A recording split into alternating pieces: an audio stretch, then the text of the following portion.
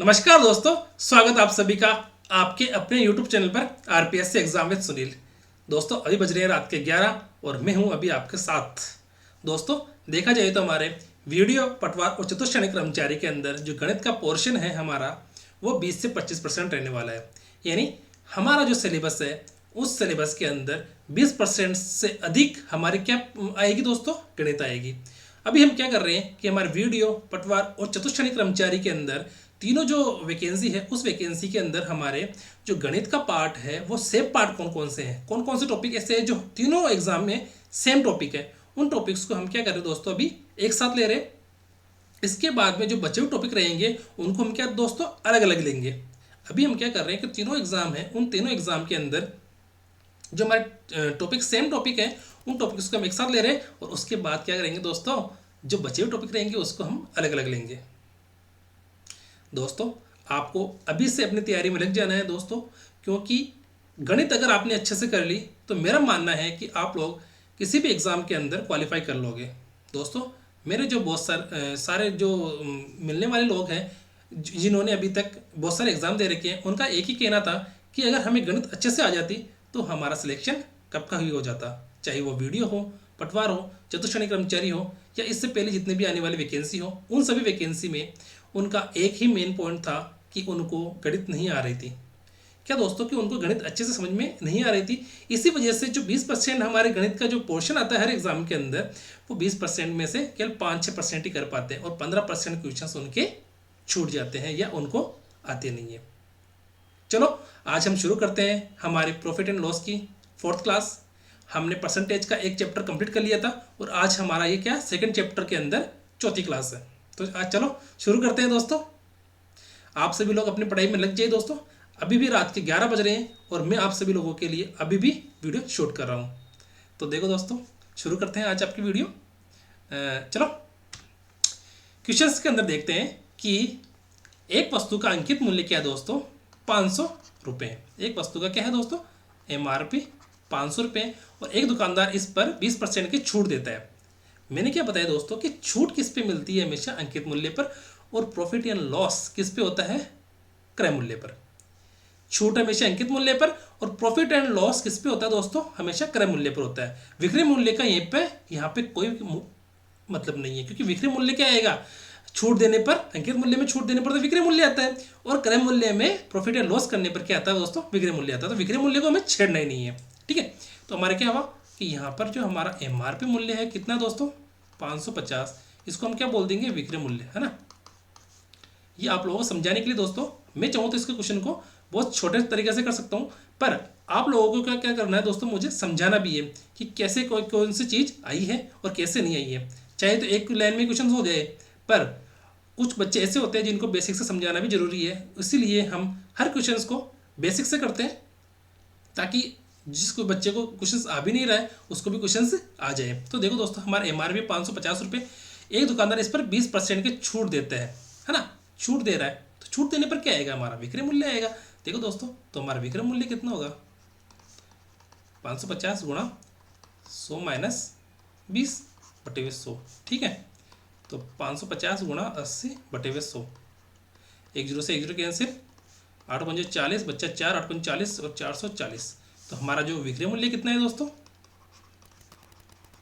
440 रुपये। समझ में आ गया कि अंकित मूल्य में क्या किया दोस्तों, अंकित मूल्य में 20% की क्या कर दी, छूट दे दी।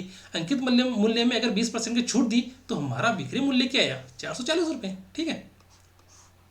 इसको हम क्या बोल देंगे, SP, सेलिंग प्राइस, ठीक है। हमारा MRP तो 550, उसमें 20% की कमी कर दी तो हमारा विक्रय मूल्य आ गया कितना, 440। अभी हमारी बात यहाँ तक खत्म होगी, कितना, हमारी बात यहाँ तक खत्म हो चुकी है। अब देखते हैं इसके आगे, और इसके बाद भी 10% का लाभ प्राप्त करता है। मतलब क्या कहा दोस्तों इसके अंदर, इस क्वेश्चंस के अंदर समझने वाली बात क्या है कि एक दुकानदार है, वो एक वस्तु है, उस वस्तु पर अंकित मूल्य कितना दे रखा है, उसकी वस्तु पर एक MRP लगी हुई, स्टिकर लगा हुआ है, उसके ऊपर 550 रुपये लिखा हुआ है। दुकान के बाहर बोर्ड लगा हुआ है कि इस जो वस्तु, इसको जो भी खरीदेगा उसको 20% की छूट दूंगा मैं। कौन लगा रहा है वो छूट, दुकानदार। दुकानदार ने छूट लगा दी 20% की, और मेरे जैसे व्यक्ति गया और उसको खरीद ली। कितने में खरीदी दोस्तों? 440 रुपये में। फिर भी दुकानदार क्या सोचा कि मेरे को 10% का लाभ हो गया, है ना। 10% का क्या हो गया दोस्तों? उसको लाभ हो गया, है ना। 10% का क्या हुआ? उसको लाभ हो गया। तो लाभ हुआ दोस्तों, लाभ किस पे होता है? क्रय मूल्य पर। किस पे होता है दोस्तों? वो क्रय मूल्य पर तो है। मतलब क्या हुआ कि हमें इसका क्रय मूल्य पता होना चाहिए। क्या दोस्तों? अंकित मूल्य पता है हमें 550, विक्रय मूल्य हमें पता है कितना 440, और लाभ पता है हमें 10%। तो क्या हम इसका क्रय मूल्य नहीं निकाल सकते? क्या निकाल सकते हैं। कैसे निकालेंगे दोस्तों इसका? देखो क्रय मूल्य, क्रय मूल्य हम निकाल सकते हैं दोस्तों। क्या है दोस्तों कि विक्रय मूल्य माना क्रय मूल्य कितना दोस्तों? मैं क्रय मूल्य को अगर x मान लूं और कितना 110% है ना, बटे 100। इसको ऐसे भी लिख सकते हैं कि x 100 प्लस 10 बटे 100 बराबर कितना हमारा 440। ये है ना कि मैंने अगर क्रय मूल्य x मान लूं मैं मेरा, तो x मान लूं मैं क्या मानूं दोस्तों? x मान लूं क्रय मूल्य। दोस्तों मैं क्या कह रहा हूं कि मैं इस क्वेश्चन को 2-3 लाइनों में कर सकता हूं, ठीक है ना। पर मैं आपको समझाने के अकॉर्डिंग इस क्वेश्चन को कर रहा हूं। मैं आपको दोस्तों समझाने के अकॉर्डिंग इस क्वेश्चन को थोड़ा सा डिटेल से समझा रहा हूं, ताकि आपको एक एक चीज अच्छे से क्लियर हो जाए कि कौन सी लाइन कहां से आ रही है। तो x में इसको क्रय मूल्य मान लूं, तो इस क्रय मूल्य मान लो, तो और इसके अंदर 10% का लाभ जोड़ना है मुझे। क्रय मूल्य में 10% का लाभ जोड़ूंगा तो मुझे बताओ विक्रय मूल्य आएगा कि नहीं आएगा मेरा। मैंने क्या बताया आपको कि क्रय मूल्य के अंदर ही हानि और लाभ होती है, विक्रय मूल्य में नहीं होती। विक्रय मूल्य तो उसके बाद आता है, ठीक है। तो हमारा जो x आ गया, x गुणा 110 बटे 100 बराबर 440। देन हमारा x बराबर क्या हुआ? 440 गुणा 100 बटे 110। 10 से 10, 11 चौक 44। तो हमारा जो क्रय मूल्य कितना है? 400 रुपये। ये क्या हमारा क्रय मूल्य, ठीक है। हमारा क्रय मूल्य कितना आ गया दोस्तों? 440। अब देखो मैं क्या कह रहा हूं आपको कि हमारा क्रय मूल्य तो आ गया कितना? हमारा MRP है कितना? 550। हमारा विक्रय मूल्य कितना है? 440। हमारा क्रय मूल्य कितना है? Cost price 400। अब वो क्या बोल रहा है कि ये है, यदि वह क्रय मूल्य कितना हो गया हमारा? 400 रुपये। अब वो बोल रहा है कि यदि वह उसे 470 में बेचता है तो उसका प्रतिशत लाभ ज्ञात कीजिए। क्या बोल रहा है दोस्तों? अगर वह उसे, अब क्या है दोस्तों, अब प्रश्न पूरा चेंज हो गया। हमारा क्रय मूल्य आ गया और विक्रय मूल्य कितना? 470। अब भी विक्रय मूल्य, एक क्रय मूल्य कितना है? ये है 400। तो अब भी विक्रय मूल्य कितना है? 470। डिफरेंस कितने का? 70 का। तो 70 बटे 400 गुणा 100, ठीक है दोस्तों। 70 बटे 400 गुणा 100। समझ में आ गया मेरी बात यहाँ तक? क्योंकि दोस्तों हमने क्या किया, स्टार्टिंग अंकित मूल्य से की, उससे हमने विक्रय मूल्य निकाला, फिर उससे हमने क्या निकाल लिया? क्रय मूल्य निकाल लिया। क्रय मूल्य निकालते ही हमारा क्वेश्चन अपने आप ही सोल्व हो जाता है, क्योंकि क्रय मूल्य, विक्रय मूल्य और MRP है ना, अंकित मूल्य, ये तीन ही चीज है इसके अंदर। जो हमारा प्रॉफिट लॉस है उसके अंदर क्या है? एक तो क्रय मूल्य है, एक विक्रय मूल्य है और एक अंकित मूल्य। ये तीनों हमें पता है। और लास्ट में क्या बोल रहा है कि वो अगर 400 रुपये में खरीदा और 470 में बेचता है तो हमारे लाभ कितना हुआ? 70 का। और 70 को क्या करना दोस्तों? परसेंटेज में चेंज करना है। परसेंटेज में चेंज करने के लिए हम क्या करते हैं? उसे क्रय मूल्य का भाग देते हैं। तो क्रय मूल्य हमारा कितना? 400, ठीक है। तो 2 0 से 2 0 कैंसिल, तो 70 बटे 4, 4 एकम 4, बच्चे 3 0, 30 के अंदर 7 4 बार कितने बचेगा? 4 7 28, 7 बार, और फिर 2 0, 4 5 20, मतलब 17.5। तो हमारा जो आंसर है वो कितना दोस्तों? 17.5। यानी एक वस्तु का अंकित मूल्य 500 है तो हम उस दुकानदार इस पद पर 20% की छूट देता है। यानी अंकित मूल्य पर 20% की छूट दे दी तो हमारा विक्रय मूल्य कितना आया? 440, ठीक है। एक यहाँ पर खत्म हो गया एक स्टेप।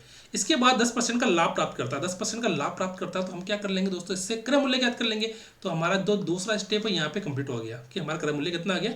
400 रुपये। यदि वो 470 में बेचता है तो हमारा तीसरा स्टेप कहाँ हो गया? यहाँ पर तीसरा स्टेप यहाँ पर कि क्रय मूल्य हमारा 400 है, विक्रय मूल्य 470 है, तो हमारा 3 स्टेप कंप्लीट हो गए। अब वो बोल रहा है कि इससे लाभ परसेंट कितना है? 70 आया तो 70 को क्या करेंगे हम? लाभ में चेंज कर देंगे, ठीक है। तो हमारे चौथा स्टेप यहाँ पे आ गया। कितना? 17.5% का इसको क्या हुआ दोस्तों? लाभ हुआ, ठीक है। समझ में आएगा दोस्तों? अब आगे देखते हैं कि ए ने 5400 में एक वस्तु खरीदी और इसे 30% की हानि पर बेचा। ए ने एक वस्तु खरीदी उसे 30% की हानि पर बेच दिया, ठीक है। तो एक लाइन तो ये हो गई। उसके बाद इस प्राप्त राशि से उसने एक और वस्तु खरीदी और उसे 60% लाभ पर बेचा, तो दूसरी लाइन कौन सी होगी, ये। इस प्रकार को लाभ प्रतिशत ज्ञात कीजिए, वो तीसरी लाइन ये होगी। मतलब इस क्वेश्चन को 3 स्टेप में कंप्लीट करना है।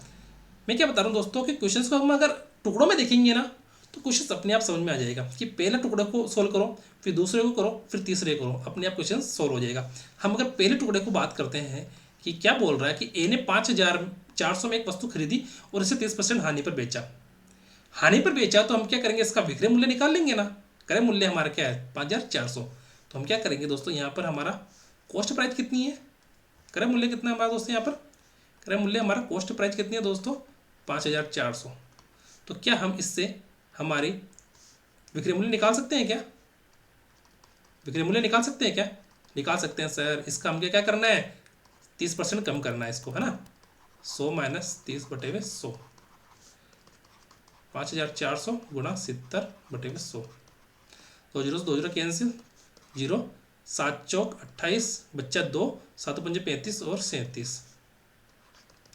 तो हमारा विक्रय मूल्य कितना है दोस्तों 3780 रुपये, है ना। हमारे अगर मैं क्या कहूँ आपको कि 5400 में एक वस्तु खरीदी और 30% की हानि पर बेची, तो हमारा विक्रय मूल्य कितना हुआ दोस्तों 3780 रुपये। क्या हमने गुणा सही किया, देखो एक बार, 0 का 0 आ गया, ठीक है, 7 चौक 28 का 8 आ गया, फिर बच्चा 2 और 7 पंजे 35 2 37, ठीक है। हमारा जो SP आया वो कितना, विक्रय मूल्य कितना है 3780 रुपये। अब हम देखते हैं सेकंड वाली लाइन कि इस प्राप्त राशि से उसने एक और वस्तु खरीदी और उसे 60% के लाभ पर बेचा, है ना। अब हमारा क्या है दोस्तों, मैं क्या कह रहा हूँ कि मैंने एक स्टार्टिंग के अंदर मेरे पास 5400 रुपये थे और मैंने एक वस्तु खरीदी, मेरे इमरजेंसी आ गई, क्या आ गया दोस्तों, एक इमरजेंसी आ गई मेरे, तो मैं इमरजेंसी के अंदर मैंने उस वस्तु को 30% की हानि में बेच दिया और हानि में बेचा, तो मेरे पास कितने रुपए आए 3780 रुपये। अब क्या हुआ, अब मैं 3700 में एक वस्तु और खरीद ली, मैंने क्या खरीदी, एक नई चीज खरीद ली और उस नई चीज को मैंने 60% के लाभ पर बेच दिया। किस लाभ पर बेचा दोस्तों, उस नई चीज को मैंने 60% के लाभ पर बेच दिया। तो वो पूछ रहा है कि इस प्रकार उसका कुल लाभ परसेंट ज्ञात कीजिए। देखो दोस्तों ये हमारा एक स्टेप कंप्लीट हो गया। अब हम देखते हैं सेकंड स्टेप। सेकंड स्टेप में हम देखो क्या करेंगे, हम इस क्वेश्चन को 3 पार्ट में, दो पार्ट 3 पार्ट में करेंगे, ठीक है। जितना पार्ट हमारा दे रखा 3 पार्ट दे रखा तो 3 पार्ट में करेंगे। अब क्या कह रहा है कि हमारे इस प्राप्त राशि से उसने एक और वस्तु खरीदी और उसे 60% के लाभ पर बेचा। अब देखो ये हमारा SP है ना, इस वाले पर क्या बन जाएगा CP, कॉस्ट प्राइस बन गया, कॉस्ट प्राइस बन गया। तो क्या बोल रहा है 3780 को क्या करना दोस्तों में 60% के लाभ पर एक वस्तु बेचना है ना। तो इसका विक्रय मूल्य क्या निकालेंगे, तो हमारा SP क्या हो जाएगा अब, ठीक है। तो देखो यहाँ पर इसको वापस समझा देता हूँ मैं आपको यहाँ पर कि अब कॉस्ट प्राइस हमारा कितना हो जाएगा 3780, तो सेलिंग प्राइस कितना हो जाएगा दोस्तों 3780 गुणा 160/100, क्योंकि 60% लाभ पर बेच रहा है, ठीक है। तो देखो 2 जीरो से 2 जीरो कैंसिल हो गए, बच्चा हमारा SP कितना 378 गुणा 16, तो 16 पंजो 80, 100 छीन में 100 7 112, 16 80 128, तो 128 पे बच्चा 12, ठीक है। 16 पंजो 80, 100 छीन में 100 7 112, 112 और 12 124, फिर बच्चा 12, 16 48 और 60 12, 6000 क्या है 6048 रुपये हमारा क्या है दोस्तों विक्रय मूल्य। अब हमारा विक्रय मूल्य कितना दोस्तों, हमारा SP क्या है अब 6048 रुपये। समझ में आई मेरी बात कि क्या बोला कि ए ने 5400 में एक वस्तु खरीदी और इसे 30% की हानि पर बेच दी। हानि पर बेचा तो हमने विक्रय मूल्य कितना निकाला 3780। अब बोल रहा कि अब जो हानि पर बेच दी विक्रय मूल्य निकल गया हमारा 3780। अब छोड़ो इस बात को यहीं पे। अब बोला कि 3780 है ना, इस रुपये में मैंने एक वस्तु खरीदी और उस वस्तु को मैंने 60% लाभ पर बेच दी। अब 60% लाभ पर बेची तो देखो खरीदी कितने में 3780 में, है ना, इस रुपये में, जो क्योंकि देखो वस्तु खरीदी 5400 में, बेची कितने में 3780 में। अब मेरे पास 3780 है। अब मैं इस 3780 से एक वस्तु खरीदूंगा और उस खरीदी हुई वस्तु को 60% लाभ पर बेचूंगा। तो लाभ पर बेचने पर कितना हुआ SP मेरा 6048 रुपये। समझ में आ गया, ठीक है। अब इसका तीसरा स्टेप करते हैं। कौन सा स्टेप, तीसरा स्टेप। देखो दोस्तों तीसरा स्टेप में हमारा जो CP कितना था पहले 5400 रुपये। मेरे पास तो 5400 ही थे ना पहले। मैंने भाई दोस्तों मैंने 5400 में तो खरीदी थी एक वस्तु, जिसे मैंने 30% हानि पर बेची। समझ में आया मेरे, मैंने क्या बोला, जैसे मैंने 30% की हानि पर बेची, तो मेरे पास पहले 5400 ही थे और अब बेचा मैंने कितने में। देखो ये है एक तरह का बिजनेस, कि पहले किस बिजनेस में क्या था दोस्तों, लाभ हानि होती रहती है, पर मेरे पास पैसा स्टार्टिंग में कितना था, मेरे पास स्टार्टिंग में 5400 रुपये था। क्या मेरे पास स्टार्टिंग में पैसा कितना था दोस्तों, 5400 रुपये था। इसी अकॉर्डिंग मैंने इस क्वेश्चन को किया। ठीक है, तो हमारा 5400 कितना स्टार्टिंग में कॉस्ट प्राइस, और सेलिंग प्राइस हमारी कितनी थी दोस्तों, अब 6048। ठीक है, समझ में आया मेरा क्वेश्चंस या नहीं आया दोस्तों, समझ में आ जाएगा आपको, थोड़ा अच्छे से समझना इसको। ठीक है, दोनों में अंतर कितना है दोस्तों, 648 का। ठीक है, तो हम क्या करेंगे, इसका प्रॉफिट निकालेंगे तो क्या आएगा दोस्तों, 648 बटे हुए क्रय मूल्य ना 100, दो जीरो कैंसिल, 648 में 2 का भाग देंगे तो क्या आएगा, 2 का भाग दें, 3 का जा रहा है क्या इसमें, हाँ 3 का जा रहा है इसमें, तो 3 एकम 3, 3 दूनी 6, 3 एकम 3, 3 6 18। ठीक है, वो 3 एकम 3, 3 उनटा 24। ठीक है, 18 एकम 18, 18 दूना 36, तो 12% का क्या हुआ दोस्तों, इसको लाभ हो गया। ये नहीं चाहता, ये नहीं है, ये रहा। ठीक है, कि ए ने 5400 में एक वस्तु खरीदी और इसे 30% की हानि पर बेच दी। इस प्राप्त राशि से उसने एक और वस्तु खरीदी और इसे 60% के लाभ पर बेच दी। तो इस प्रकार उसका कुल लाभ परसेंट ज्ञात कीजिए। तो लाभ परसेंट कितना दोस्तों, उसको 12%। मैंने दोस्तों इसको आपको विस्तार से कराया है, इसमें कोई भी घबराने वाली बात नहीं है। इसको स्टेप बाय स्टेप अगर हम क्वेश्चन को करेंगे तो क्वेश्चन अपने आप सॉल्व हो जाएगा। तो चलो आगे बढ़ते हैं, हमारे 2 क्वेश्चन कंप्लीट हो गए। यदि किसी वस्तु का 20% और 12% के क्रमशः छूट पर 528 रुपये में बेची जाता है तो वस्तु का अंकित मूल्य ज्ञात कीजिए। ठीक है, तो माना क्या, माना अंकित मूल्य कितना कितना दोस्तों, x, छूट कितनी है अंकित मूल्य पर 20% की, 100 माइनस एक्स बटे हुए 100 माइनस 20 बटे हुए 100, फिर छूट कितनी है 12% की। ठीक है, 100 माइनस 12 बटे हुए 100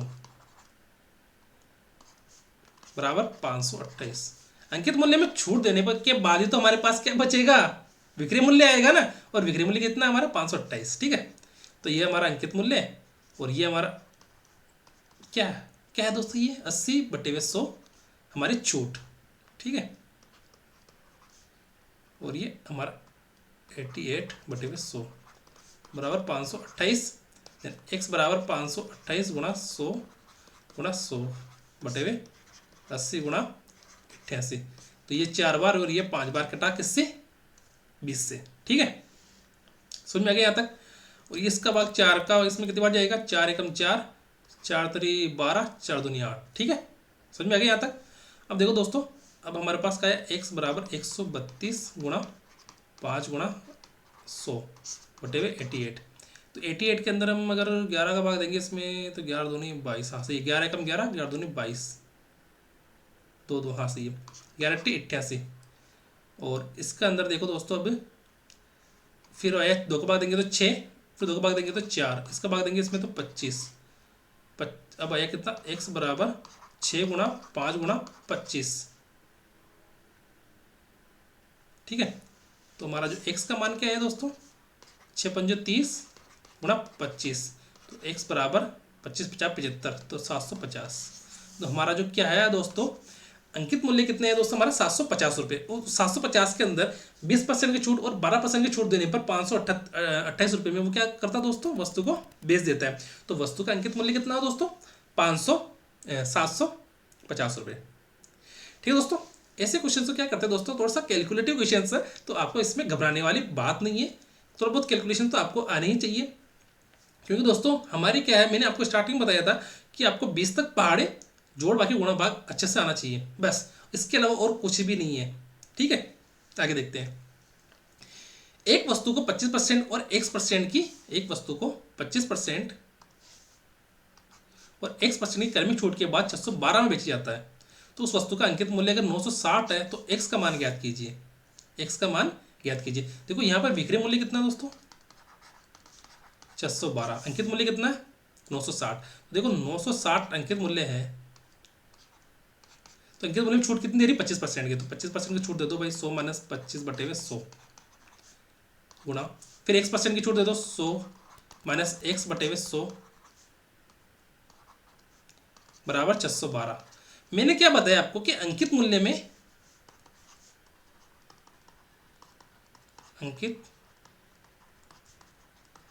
में छूट देने पर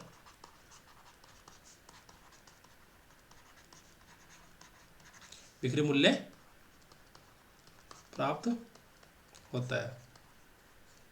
ठीक है, तो हमारा बिक्री मूल्य प्राप्त हो गया। अब देखो हम इसको सोल्व करते हैं। यहाँ पे 960 गुणा 75/100 गुणा 100 माइनस एक्स बटे 100 बराबर 612। ठीक है दोस्तों, समझ में आ गया। 25 का भाग इसमें देंगे तो 3 बार और इसमें देंगे तो 4 बार। ठीक है, अब देखो 960। अब देखो इसको हम क्या कर देंगे दोस्तों, अब हम करेंगे क्या, वज्र गुणन करने पर। वज्र गुणन में क्या होता है दोस्तों, जो ऊपर वाली अंश वाली चीज है, ऐसे होता है वज्र गुणन कि जैसे ये ऊपर वाली चीज है वो नीचे जाएगी, ये नीचे वाली चीज है ऊपर जाएगी, ये नीचे वाली ऊपर जाएगी, और ये नीचे वाली ऊपर वाली चीज है वो नीचे आएगी। ठीक है, तो हमारे इधर क्या बचेगा, 100 माइनस एक्स, इधर 612। 612 तो ये नीचे वाली चीज है दोनों, ये क्या चली जाएगी ऊपर, और जो ऊपर वाली चीज है 960 और 3 नीचे आ जाएगी, 960 और 3। ठीक है, अब देखो इधर तो हमारे क्या बच गया LHS में 100 माइनस एक्स, और इधर 612। तो 612 में कितने बार जाएगा, 3 का भाग, 3 एक 3 दूनी 6, फिर 0, 3 चौक 12। ठीक है, फिर 100 गुणा 4 बटे हुए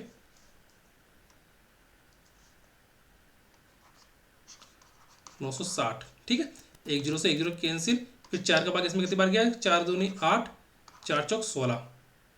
ठीक है, फिर देखते हैं दोस्तों क्या आया कि 204 गुणा 10 बटे हुए 24। दोस्तों देखो इसमें 4 का भाग जा रहा है क्या, 4 एकम 4 जा रहा है, 6 का भाग जा रहा है क्या इसमें, हाँ, 6 चौका 24, और 6 दून 12, 6 तिया 18, फिर 2 का 6 चौका 24, फिर इसमें 2 का भाग देंगे तो 17, फिर 2 का भाग देंगे तो 2। ठीक है, और फिर 2 से इसको काटेंगे तो 5 बार। ठीक है, तो 100 माइनस एक्स बराबर 17 गुणा 5। ठीक है, यहाँ तो समझ में आ गया दोस्तों यहाँ आपको। अब देखते हैं आगे, 100 माइनस एक्स बराबर 17×85, देन एक्स बराबर क्या हुआ, 100 माइनस 85 बराबर 15। ठीक है, तो उस वस्तु पर अंकित मूल्य कितना 960 है, तो एक्स का मान हमारा कितना है दोस्तों, 15%। यानी कि एक वस्तु को 25% और x% की 2 छूट दे दी, और उसके बाद 612 में बेच जाता है, तो उस वस्तु का अंकित मूल्य भी हमारे पास 960 दे रखा है, तो एक्स का मान ज्ञात कीजिए। दोस्तों मैं क्या कह रहा हूँ, क्वेश्चंस को केवल सेट करो, और सेट हुए क्वेश्चंस को सेट करो, सेट का मतलब सोल्व करो। ठीक है, देखो मेरा मानना है कि अगर आपको ये वाली चीज आ गई, ये है क्वेश्चंस को सेट करना, प्रश्न सेट करना, है ना।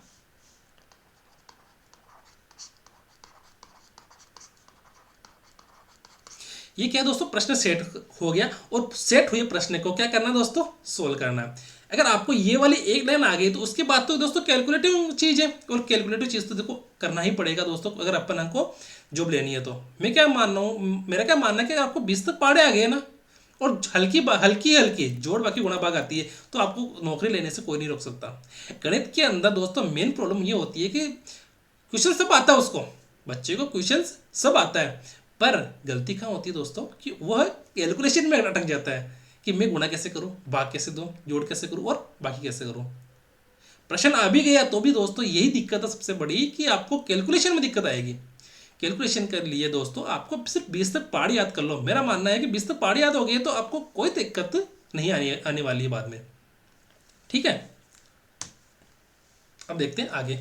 तो हमारा देखो इसके अंदर x का मान आ गया 15%। ठीक है ना, यदि किसी वस्तु का विक्रय मूल्य, क्या दोस्तों इसे किसी वस्तु का विक्रय मूल्य यानी कि सेलिंग प्राइस, उसका क्रय मूल्य का क्या है दोस्तों, 2 से 1/5, तो प्रतिशत में कितना लाभ हुआ। दोस्तों क्या बोल रहा है कि उसका विक्रय मूल्य उसके क्रय मूल्य का कितना है दोस्तों, मैं कह रहा हूँ उसका विक्रय मूल्य उसके क्रय मूल्य कितना है, 2 से 1/5 है। तो इसको 2 से 1/5 को क्या बोल दूं मैं, दो से तो 1/5 को क्या बोल दूं मैं, क्या बोल सकते हैं दोस्तों इसको, बताओ। 2 से 1/5 को क्या बोले दोस्तों। दोस्तों ये 2 से 1/5 नहीं, इसको हम ऐसे लिखा हुआ है,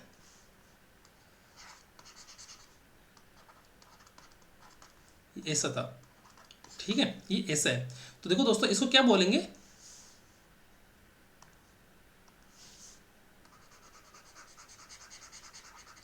ये दोस्तों इस प्रकार से लिखा हुआ है कि 1/2/5, ठीक है।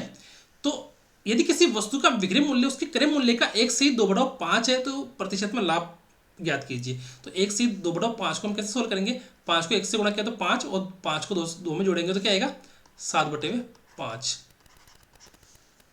ठीक है। मेरा क्या मानो कि मैं मान लो कि माना क्रय मूल्य 500 मान लूँ मैं क्रय मूल्य, क्योंकि नीचे क्या है दोस्तों 5 लिखा हुआ है। अगर मैं 500 नहीं मानूंगा तो क्या दोस्तों 5 से कटेगा नहीं, 50 ही मान सकते हैं अपन, 5 ही मान सकते हैं, कोई दिक्कत नहीं। पर मैंने क्या मान लिया दोस्तों, 500 मान लिया, ठीक है। तो विक्रय मूल्य कितना हो जाएगा,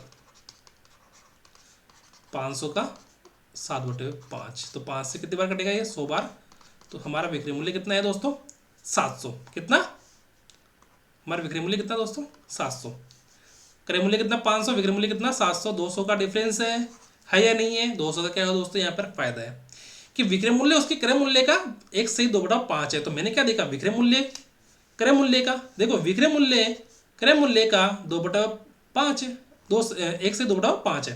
देखो इसको कैसे करते हैं, सेट करना बता रहा हूं मैं आपको दोस्तों, सेट करना। विक्रय मूल्य क्रय मूल्य का क्या है, 7/5 है। मैंने क्रय मूल्य कितना माना, 500 गुना 7/5, तो 5 से कितने बार गया, 100 बार। तो 100 का 7 से गुना किया तो 700 हमारे क्या आ गया दोस्तों, विक्रय मूल्य आ गया। और क्रय मूल्य हमारे कितना है दोस्तों, 500 है। तो दोनों का डिफरेंस कितना है, 200। तो हमारा प्रॉफिट परसेंट कितना हो जाएगा, 200/500 गुना 100, ठीक है, 200/500 गुना 100। तो 2 जीरो से 2 जीरो कैंसिल, तो 200 में 5 का भाग कितने में जाएगा, 5 चौक 20, 40%। तो हमारा जो प्रॉफिट कितना परसेंट हुआ दोस्तों, 40%। यानी कि यदि किसी वस्तु का विक्रय मूल्य उसकी क्रय मूल्य का 1/2/5 है तो प्रतिशत में कितना लाभ होगा दोस्तों, उसको 40% का, ठीक है। एक वस्तु के अंकित मूल्य पर 12% की छूट देता है, यदि विक्रय मूल्य 924 है तो उस पर छूट कितने रुपए होगी। क्या कह रहा है दोस्तों, मेरा क्या कह रहा हूं दोस्तों कि अगर एक वस्तु के अंकित मूल्य पर 12% की छूट देता है, छूट देने पर क्या आता है दोस्तों, विक्रय मूल्य आता है, और विक्रय मूल्य हमारे कितने दे रखा है, 924 दे रखा है। तो उस पर छूट कितने रुपए की होगी, सीधी सी बात है, वो क्या कह रहा है कि 12% की वैल्यू निकालो, ठीक है, अंकित मूल्य का, है ना। तो देखो मैंने अगर मान लूँ कि मेरा अंकित मूल्य x है, मैं क्या मानूँ, मेरा अंकित मूल्य अगर x है तो कितना होगा, x का 100 माइनस 12/100। देखो इसको 100 मान के भी कर सकते हैं, मेरा क्या कह रहा हूँ दोस्तों इसको 100 मान के भी कर सकते हैं, पर 100 मान के करना डायरेक्ट हो जाएगा। मैं आपको दोनों मेथड बताता हूँ यहाँ पर, 100 मान के कैसे करेंगे और 1 मान के कैसे करेंगे। अगर मैं अंकित मूल्य को मानूँ, x मान लूँ अंकित मूल्य को, और 12% की छूट है तो क्या होगा, यहाँ पर 88 हो जाएगा बटे में 100 बराबर क्या आएगा, 924। तो x गुणा, तो x हमारा अंकित मूल्य कितना आ जाएगा दोस्तों, 924 गुणा 100 बटे में 88। तो 11 भाग जाएगा क्या, 11×88, हाँ 11×88 और 11×88, 11×4 = 44, ठीक है। फिर देखो दोस्तों इसके अंदर 4 का भाग कितनी बार गया, 2 बार। इसमें 4 का भाग गया 21 बार, और इसमें 2 का भाग 100 में कितनी बार गया, 50 बार। तो हमारा x की वैल्यू कितनी आई दोस्तों, 0, 21 पंजे 105, ठीक है। तो हमारा जो अंकित मूल्य कितना दोस्तों, 1050 रुपये, ठीक है। हमारा अंकित मूल्य दोस्तों कितना है, 1050 रुपये। तो उस पर छूट कितने रुपए की होगी। तो ये क्या कह रहा है दोस्तों कि 12% की वैल्यू निकालो, क्या कह रहा है कि ये अंकित मूल्य का 12% की वैल्यू निकालो। तो x गुणा अंकित मूल्य कितना दोस्तों, यहाँ पर 1050 गुणा 12 बटे में 100, ठीक है। 1 जीरो से 1 जीरो कैंसिल, ये हो गया 21, और ये कितनी बार कटेगा, 5 से 2 बार।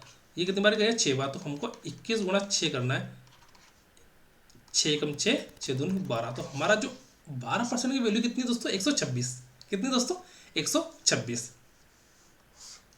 ठीक है, हमारे 12% की वैल्यू कितनी दोस्तों, 126। ठीक है ना। अब क्या देखो, मैं क्या कह रहा हूँ कि अगर आप अपन 100 मान के करें तो मैंने दोस्तों क्या बना, अंकित मूल्य कितना है दोस्तों 100, 12% की छूट दी तो कितना हुआ 88%, और 88% की वैल्यू कितनी दोस्तों हमारा 924। 88% की वैल्यू कितनी दोस्तों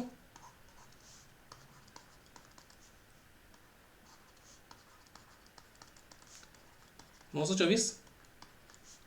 1% की वैल्यू कितनी होगी दोस्तों 924 बटे 88, और 100% की वैल्यू कितनी होगी, 100% हमारा क्या है अंकित मूल्य। ठीक है,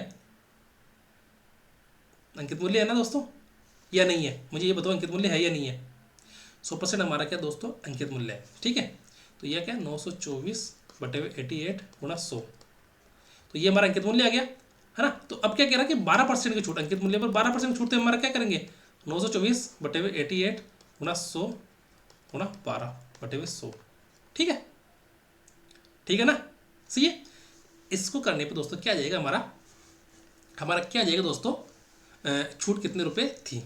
ठीक है, तो यही क्वेश्चन था दोस्तों। हम क्वेश्चंस को दोनों तरीके से कर सकते हैं, एक x मान के भी कर सकते हैं और एक क्या कर सकते हैं दोस्तों 100 मान के भी कर सकते हैं। इधर तो माना क्या x मान के मैंने कर लिया इस क्वेश्चन को सोल्व, इधर तो हमने क्वेश्चन को x मान किया और इधर क्या किया दोस्तों मैंने 100 मानकर, 100 माना मैंने अंकित मूल्य, तो 100 का क्या करना है दोस्तों 12% निकालना है, तो 12% क्या जाएगा मेरा 126 रुपये। ठीक है, देखो यहाँ तक देखो ये वाली चीज़ सेम ही आ रही है यहाँ पे दोस्तों, ये चीज़ क्या आ रही है सेम है 924 बटा 88 गुणा 100। ठीक है, तो सोल्व करने पर क्या है हमारा अंकित मूल्य 10,1050, तो उसका 12% निकालना है, तो 12 बटे 100 कर दिया मैंने। ठीक है, यहाँ तो समझ में आ गया। ओके, ठीक है, इसको सोल्व करेंगे तो हमारा क्या आएगा 126, 2 0 कैंसिल, 924 बटे 88 गुणा 12। ठीक है, 11 88 और 4 8 44, फिर एक 3 बार जाएगा, फिर ये 2 बार, 2 बार कितने गया ये 4 और 2, फिर अगर हम 42 को 3 से गुणा करेंगे तो क्या आएगा 126। सही है दोस्तों, है या नहीं है कि अगर हम 100 मान के क्वेश्चन को करें तो भी हमारे क्वेश्चन का आंसर आ जाएगा, और हम x मान के करें तो भी हमारे क्वेश्चन का आंसर आ जाएगा। मतलब हम क्वेश्चन को क्या कर सकते हैं दोस्तों, दो तरीके से सोल्व कर सकते हैं। ठीक है, x मान के और 100 मान कर। एक दुकानदार 2500 के लिए एक पुस्तक खरीदता है, 2500 में एक पुस्तक खरीदता है और इसकी कीमत 15% से अधिक कीमत चिन्हित करता है। देखो दोस्तों, इसका कॉस्ट प्राइस कितना है 2500 रुपये।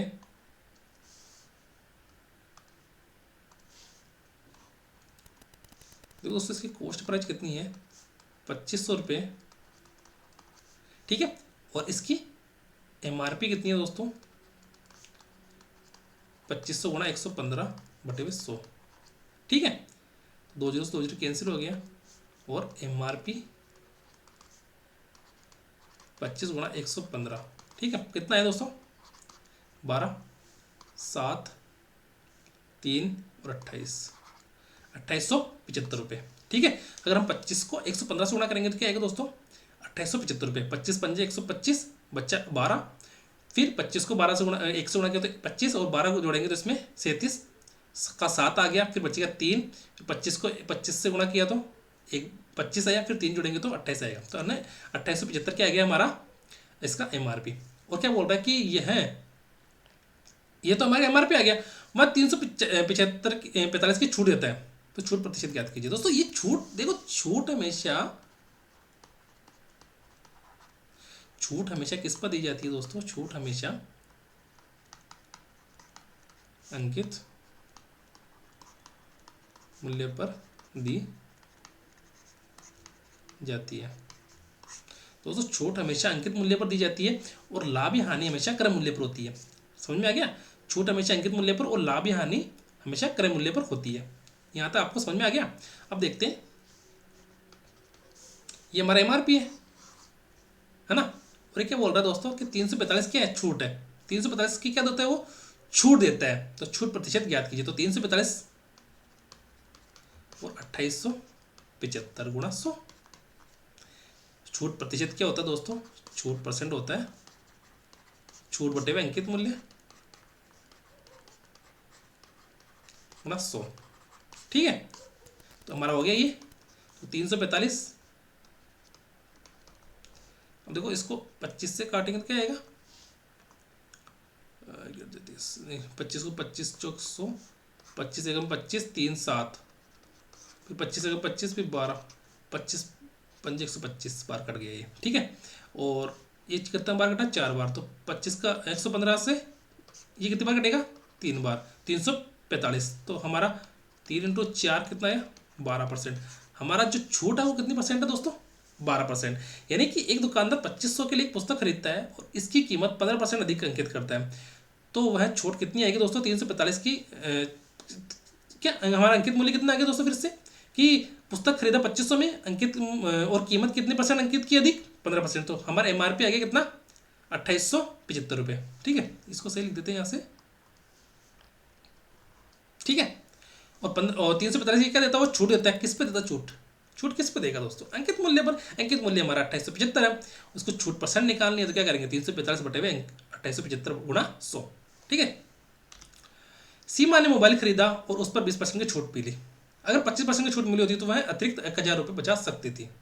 उसने मोबाइल के लिए कितना भुगतान किया दोस्तों, मेरा मानना है यहाँ देखो दोस्तों, क्या देर का सीमा ने मोबाइल खरीदा और उस पर क्या मिली दोस्तों, 20% की छूट मिली। और अगर वह 25% अधिक छूट मिलती, इसी मोबाइल तो खरीदा उसने, और कितने में खरीदा दोस्तों, 20% की छूट के साथ खरीदा, 20% की छूट के साथ मोबाइल उसने खरीदा। मोबाइल खरीदने के बाद दोस्तों क्या हुआ कि वो सोचती है बैठी बैठी कि यार अगर मेरे को 25% की छूट मिलती है तो मेरे 1000 रुपये का और फायदा हो जाता। यानी कि अगर मैं 20% की छूट पे तो मैं घर पे मोबाइल लेके आ गया। अगर वो क्या सोचती है कि अगर 25% की छूट मिलती तो मेरे को क्या दोस्तों, 1000 रुपये का, 1000 रुपये का क्या हो जाता दोस्तों, फायदा हो जाता। यानी कि ये 5% है ना, वो किसके बराबर है, उसने मोबाइल के लिए कितना भुगतान किया, कितना भुगतान किया, जितने में उसने मोबाइल खरीदा। अरे जितने में मोबाइल खरीदा उतने का तो भुगतान करेगी, जितने में उसने मोबाइल खरीदा उतने का तो भुगतान करेगा आदमी, सही है ना। तो ये दोस्तों यहाँ पर 20% की छूट दे दी, तब तो उसको कोई फायदा नहीं हुआ, है ना, 20% की छूट हुई। पर वो कह रहा है कि अगर मेरे को 25% की छूट देती तो मेरे 1000 रुपये क्या हो जाते दोस्तों, बचे जाते। और ये दोस्तों 20% और 25% का डिफरेंस है, कितना, 5% और 5% किसके बराबर है, 1000 रुपये के बराबर है दोस्तों। कि ये जो 5% है वो किसके बराबर है, 1000 रुपये के बराबर है। तो 1% निकालो, 1% कितना हुआ, 1000 बटे हुए 5, और तो 100% हमारा कितना हो जाएगा दोस्तों, 1000 बटे हुए 5 गुणा 100, ठीक है। इसको 5 से 100 को गुणा किया तो कितनी बार जाएगा, 100 का भाग 100 में 5 का भाग 20 बार जाएगा। तो 20 को 1000 से गुणा करेंगे तो हमारे पास जो 100% आया वो क्या आया दोस्तों, 20,000, ठीक है। यानी कि वो मोबाइल कितने में खरीदेगी, 20,000 में, है ना।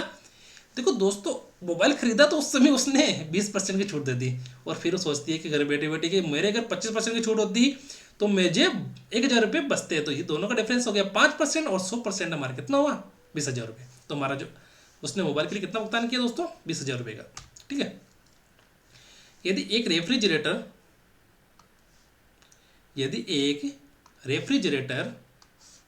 की कीमत 22,000 है, एक दुकानदार अपनी लागत मूल्य से 15% ऊपर अंकित करता है और छूट 8% की देता है। तो छूट क्या है, छूट क्या है, और छूट हमेशा किस पे मिलती है दोस्तों, अंकित मूल्य पर मिलती है। मैं क्या कह रहा हूँ कि इसका अंकित मूल्य कितना दोस्तों, 15% ऊपर है। देखो अंकित मूल्य यानी MRP कितना दोस्तों, 22,000 को किससे गुणा करना है, 115 बटे 100 से, क्योंकि दोस्तों 15% क्या है दोस्तों, अधिक है, ठीक है। तो 2 जीरो से 2 जीरो कैंसिल, ठीक है। अगर हम ऐसे इसको एक क्या दोस्तों कैलकुलेशन वाला थोड़ा सा भारी क्वेश्चन है, भारी तो नहीं है, मतलब थोड़ी कैलकुलेशन बढ़ जाती है ना। तो अब MRP कितना हुआ, 220 गुणा 115, ठीक है। MRP तो 2 जीरो 2 जीरो, 1 जीरो से यहाँ पर कैंसिल हो गया, फिर बच्चा 22, 22 पंजे 110, फिर बच्चा 11, 22 और 11 33, फिर बच्चा 3, 22 और 3 25, 25,000 क्या है दोस्तों, 300 रुपये, 25,300 रुपये हमारा क्या है दोस्तों, 25,300 MRP आ गया।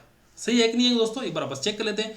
जीरो का 0, 22 पंजे 110, फिर बच्चा 11, 22 एकम 22, और 22 और 11 कितना हुआ दोस्तों, 33 का 3, बच्चा 3, 22 एकम 22 और 3 25, सही है, ठीक है। अब क्या दोस्तों क्या कह रहा है ये, छूट देता है किस पे, अंकित। ये तो दोस्तों हमारा एमआरपी आ गया, और एमआरपी के पर ही क्या मिलती है दोस्तों, छूट मिलती है। तो हमारा क्या दोस्तों छूट क्या है दोस्तों, वो कह रहा है छूट कितनी है, तो 25,300 की 8% कितना निकालेंगे, दो जीरो दो जीरो कैंसिल, 8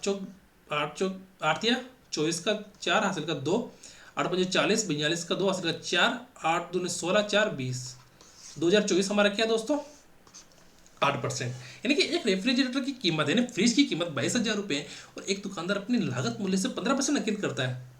क्या करता है दोस्तों, अंकित करता है। अंकित का मतलब क्या हुआ दोस्तों, एमआरपी मूल्य, एमआरपी कितना कर किया उसने, 25,300, 22,000 तो उसने खरीदा, ये उसकी कीमत है, और बढ़ा के कितना किया दोस्तों उसने, 25,300 रुपये। और क्या किया दोस्तों उसने बोला कि अब इस पे देंगे कितनी, 8% छूट देंगे, यानी 8% छूट का मतलब हुआ दोस्तों कितना, 2,024 रुपये। ठीक है, ये हो गया हमारा राइट आंसर।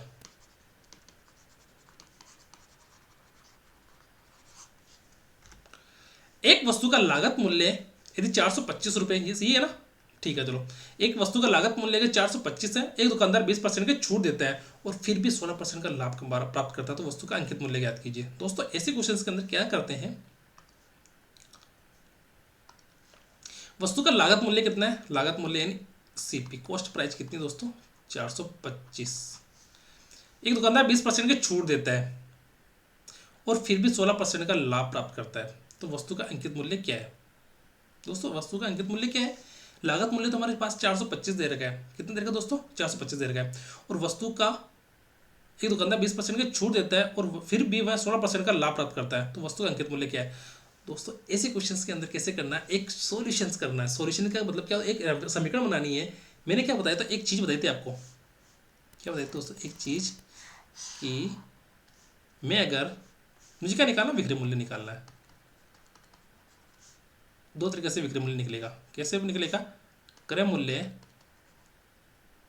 को लाभ या हानि, क्रय मूल्य में लाभ या हानि कर दूंगा तो विक्रय मूल्य आ जाएगा, और वो विक्रय मूल्य किसके बराबर होगा, अंकित मूल्य में छूट के बराबर। अंकित मूल्य में अगर मैं छूट कर दूं तो विक्रय मूल्य आ जाएगा, और क्रय मूल्य में अगर लाभ या हानि कर दूं तो वो क्या आ जाएगा, विक्रय मूल्य आ जाएगा। ऐसा ये क्वेश्चंस है, ठीक है। तो हमारा जो देखो दोस्तों, हमारा क्रय मूल्य कितना 425 और लाभ कितना 16%, तो 116 कर दिया बटे 100, तो हमारा क्या आ गया दोस्तों, विक्रय मूल्य आ गया, क्या आ गया। अब कह रहा है कि वो दुकानदार 20% की छूट देता है, और छूट किस पे मिलती है दोस्तों, अंकित मूल्य पर, तो x मान लिया मैंने अंकित मूल्य गुणा 20% की छूट दिया तो 80 बटे 100, ठीक है। तो जो जीरो कैंसिल, तो 425 गुणा 116 बटे 80, तो ये क्या है दोस्तों, हमारा अंकित मूल्य आ गया। तो एक जीरो था ही नहीं यहाँ पे, ठीक है। अभी किससे कट रहा है ये देखो एक बार, 8 से कट रहा है कि 8 से नहीं कट रहा है, 4 से कट रहा होगा, 4 20 बार, फिर 4 से कितनी बार कटा है, 4 कम 4 4 दूनी 8, 4 9 36, ठीक है, 4 से 20 बार कट गया, ठीक है दोस्तों। वो अब देखो दोस्तों, 2 से भी नहीं कट रहा है, अभी ये 2 से कट 4 5 से कट रहा, 5 चौक 20, 4 बार, 5 बटा 40, 55 25, तो क्या हुआ दोस्तों 85 गुणा 29 बटे 4, 85 को हम क्या करना है दोस्तों, 29 से गुणा करना है, 85 29, 9 5 45 हासिल का 4, 9 72 4 76, 5 दूनी 10 हासिल का 1, 8 दूनी 16 1 17, 5 6 7 7 14 का 4 हासिल का 1 2, यानी कि क्या है हमारे पास 2465 बटे 4, ठीक है। काटो इसको, 6 चौका 24, फिर 6 में 1 का 4 का भाग देंगे तो एक बार, फिर 2 5, 25 में 4 का भाग देंगे तो 6 बार, फिर बचा 1, 10 में 4 का भाग देंगे तो 2, फिर 5, ठीक है। तो 616.25 क्या है भाई हमारे पास आंसर, ठीक है। तो यानी एक वस्तु का लागत मूल्य मतलब हमारा एमआरपी कितना दोस्तों, देखो मैं क्या कह रहा हूँ, यहाँ पर हमारा क्वेश्चन कहाँ सोल्व हुआ, देखा आपने, ये क्वेश्चन यहीं सोल्व हो गया दोस्तों,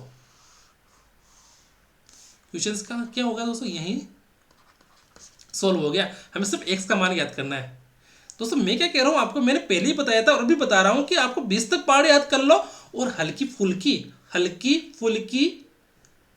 आपको जोड़ भाग गुणा भाग आना चाहिए, क्या हल्का फुल्का आपको जोड़ बाकी गुणा भाग आना चाहिए और 20 तक पहाड़ी आधे आना चाहिए आपको, बस और कुछ नहीं करना है, और कुछ भी नहीं करना। मैं क्या कह रहा हूँ, गणित एकदम हलवा, कुछ हलवा एकदम हलवा क्या है दोस्तों, दाल का हलवा होता है ना, वैसी हलवा ये कि आपको अगर 20 तक पहाड़ याद आते हैं, ओ याद हो, और जोड़ बाकी गुणा भाग अच्छे से आता हो ना, तो आपको क्वेश्चंस क्या होंगे दोस्तों, एक एक लाइन में क्वेश्चन लगेंगे। मैंने क्या बोला, इस पूरे क्वेश्चन को सिर्फ एक लाइन में समेट लिया आप, और हमें क्या करना है दोस्तों, एक्स का मान ज्ञात करना है। कैलकुलेशन हमें अच्छे से आनी चाहिए और 20 तक पहाड़ याद होने चाहिए, तो क्वेश्चंस अपने आप आसानी से हो गया। बच्चों को दोस्तों समझ में आ गया क्वेश्चंस करना क्या है, पर वो कर नहीं पाते हैं क्योंकि उनको जोड़ बाकी गुणा भाग अच्छे से नहीं आ पाता। तो आपको अगर अच्छे से आते तो आपका सिलेक्शन पक्का है। ठीक है, एक वस्तु का अंकित मूल्य उसके क्रय मूल्य से 40% अधिक है। तो देखो दोस्तों, यही एक लाइन होगी। इस एक लाइन को क्या बोलते हैं हम, वस्तु का अंकित मूल्य उसके क्रय मूल्य से 40% अधिक है। तो मैं क्या बोलूँ कि मेरा सीपी ये रहा है ना, सीपी कितना मेरा 100, एसपी कितना हो जाएगा, नहीं अंकित मूल्य मतलब एमआरपी, एमआरपी कितना 140, बात खत्म। यदि अंकित मूल्य पर 15% की छूट दी जाती है, अंकित मूल्य पर 15% की छूट दे दो, अंकित मूल्य पर 15% की छूट देने पर क्या आएगा हमारा एसपी। ठीक है, कितना आएगा 140 गुणा 15% छूट देगा तो 85/100। ठीक है, ये होगा 17, ये हो गया 20, 20 को इससे काटेंगे तो कितनी बार जाएगा 7 बार, 17 पंजो 85, 17 छिकी 102, 17 7 119, 119 आ गया हमारा एसपी कितना है दोस्तों 119।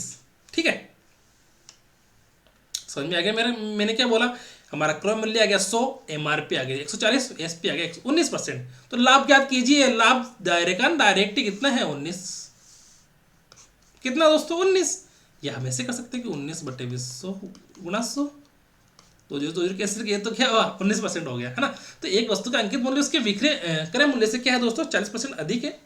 यदि अंकित मूल्य पर 15% की छूट दी जाती है तो लाभ परसेंट ज्ञात कीजिए। तो लाभ परसेंट हमारा कितना हो दोस्तों 19%। ठीक है, एक कैलकुलेटर को एक निश्चित कीमत पर बेचने पर एक व्यक्ति को 15% का लाभ होता है। बेचने पर क्या होता है दोस्तों 15% का लाभ होता है। यदि मैं उस कैलकुलेटर को 3 गुना कीमत पर बेचे तो लाभ परसेंट ज्ञात कीजिए। 2 स्टेप हो गया इस क्वेश्चन के अंदर भी। एक और दो। देखो दोस्तों, हमारा सीपी कितना है, कॉस्ट प्राइस 100। ठीक है, एमआरपी कितना है, सॉरी एसपी कितना दोस्तों 115। एक कैलकुलेटर को एक निश्चित कीमत पर बेचने पर व्यक्ति को 15% का लाभ होता है। मैं क्या मानूं कि मेरा करंट जो कॉस्ट प्राइस है वो कितनी दोस्तों 100 और विक्रय मूल्य कितना दोस्तों मेरा 115। ठीक है, क्योंकि 15% का लाभ हो रहा है ना यहाँ पे। ठीक है, यदि मैं उस कैलकुलेटर को 3 गुना कीमत पर बेचे, एक कीमत कौन सी दोस्तों ये रही, इसकी 3 गुना कीमत कितनी है, 3 गुना कीमत इसकी कौन सी दोस्तों, इसकी 3 गुना कीमत पर बेचे तो 3 गुना कीमत कितनी होगी दोस्तों इसकी 345। इसको 300 गुना करेंगे तो कितना है दोस्तों 345। यानी एक कैलकुलेटर को का जो हमारा क्रय मूल्य है, कॉस्ट प्राइस है हमारी, वो कितनी है 100 रुपये, उसका बिक्री मूल्य कितना है 115 रुपये, यानी 15% लाभ पर बेचा। तो दोस्तों वो क्या बोल रहा है कि अगर यदि वो कैलकुलेटर को 3 गुना कीमत पे बेचे, 3 गुना कीमत मतलब हमारे 115 का 3 गुना करना है, तो 115 का 3 गुना कितना हुआ हमारा 345 रुपये। बात यही खत्म। अब देखते हैं आगे। तो लाभ परसेंट ज्ञात कीजिए। तो क्या कह रहा है दोस्तों कि लाभ परसेंट ज्ञात कीजिए। देखो दोस्तों, हमारा क्रय मूल्य तो 100 दे रखा है, विक्रय मूल्य हमारा 345 दे रखा है।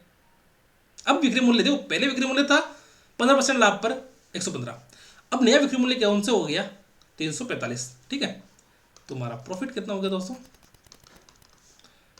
345 माइनस 100, 245 हमारा क्या दोस्तों प्रॉफिट।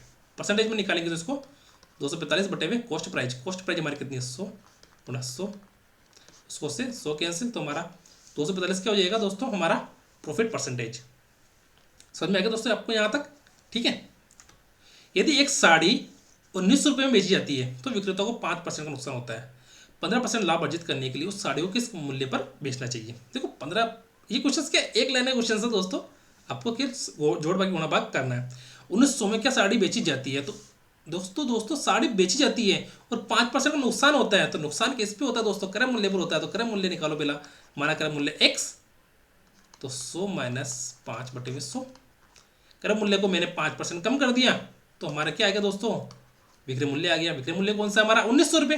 ठीक है, ये हमारा कौन सा सीपी कॉस्ट प्राइस को क्या एक्स, एक्स गुणा 95/100 बराबर 1900, देन एक्स बराबर 1900 गुणा 100 बटा 95, 95 का 190 में भाग जाएगा 2 बार, 2 गुणा 0 20, तो एक्स हमारा कितना है 2000 रुपये। तो हमारा जो क्रय मूल्य कितना दोस्तों हमारा बताओ 2000 रुपये, हमारा विक्रय मूल्य कितना है 1900 रुपये। 5% का उसको क्या हुआ दोस्तों नुकसान हुआ वस्तु बेचने पर या साड़ी बेचने पर। अब बोल रहा है 15% का लाभ अर्जित करने के लिए उस साड़ी को किस मूल्य पर बेचना चाहिए। हमारा जो देखो कॉस्ट प्राइस आ गई, हमारी कॉस्ट प्राइस कितनी आ गई 2000। अब हम क्या करना है 115% बटे 100, 15% लाभ पर बेचना है ना साड़ी को, तो 20 से 20 कैंसिल, ठीक है 20 गुणा 115 गुणा कर दो इसको 0, ठीक है 0 0 फिर आएगा 1 2 1 2 व 3 2, जो हमारा विक्रय मूल्य कितना हो गया दोस्तों 2300 रुपये। यानी 15% का लाभ अर्जित करने के लिए उसे साड़ी को किस मूल्य पर बेचना चाहिए 2300 पर। यानी एक साड़ी 1900 रुपये में तो खरीदा और 5% नुकसान हुआ, अगर नुकसान हुआ तो नुकसान होता किस पे क्रय मूल्य पे होता है ना, कि हमारा 1900 रुपये में एक साड़ी बेची और 5% नुकसान हुआ, तो नुकसान हमारा क्रय मूल्य पर होता है, तो क्रय मूल्य हमने निकाल लिया कितना हुआ 2000 रुपये।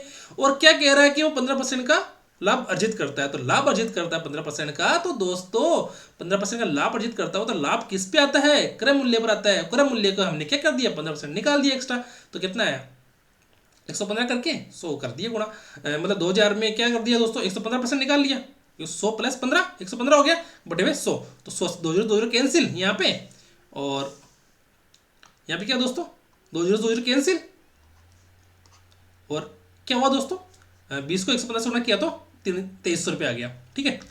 यदि मोहित एक पुरानी साइकिल 27 रुपये में खरीदता है और 500 रुपये उसकी मरम्मत पर खर्च करता है, खरीदा कितने में, कॉस्ट प्राइस कितनी है दोस्तों इसकी बताओ मुझे 2700 रुपये है, मरम्मत पर कितनी खर्च की इसने, मरम्मत पर 500 रुपये खर्च कर दिया, तो टोटल कितने हैं दोस्तों 3200 रुपये, मतलब कॉस्ट प्राइस टोटल कितनी आ गई इसकी 3200 रुपये।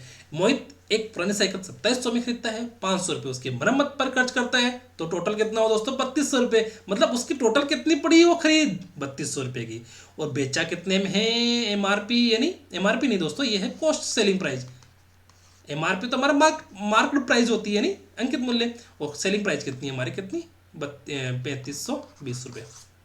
दोनों में अंतर कितने का है 320 का, 320 का दोनों में अंतर है। और क्या दोस्तों प्रॉफिट कितना है दोस्तों ये पूछ रहा है, जब विक्रय मूल्य ज्यादा है क्रय मूल्य से तो प्रॉफिट ही होगा, बात तो सही है ना कि विक्रय मूल्य अगर क्रय मूल्य से ज्यादा है तो हमारा क्या होगा दोस्तों प्रॉफिट होगा। तो हमारा प्रॉफिट कितना है 320, कितना दोस्तों 320,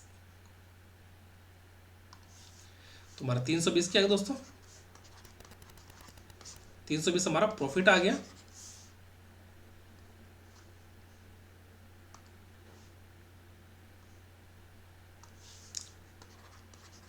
प्रॉफिट आ गया। प्रॉफिट के अंदर क्या करना है दोस्तों हमें क्रय मूल्य का भाग देना, और क्रय मूल्य हमारा कितना है 3200 गुणा 100, तो 2 कैंसिल, 32 का इसमें कितनी बार जाएगा भाग 10 बार, तो हमारा जो प्रॉफिट परसेंट वो कितना है दोस्तों 10%, ठीक है।